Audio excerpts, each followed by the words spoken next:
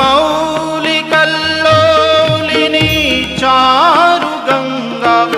लसद्भालबालेन्दुकण्ठे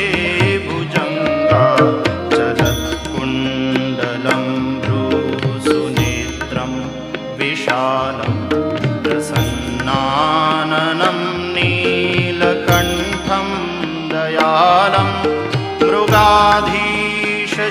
मृगाधीशचर्माम्बरं मुण्डमालं प्रियं शङ्करं सर्व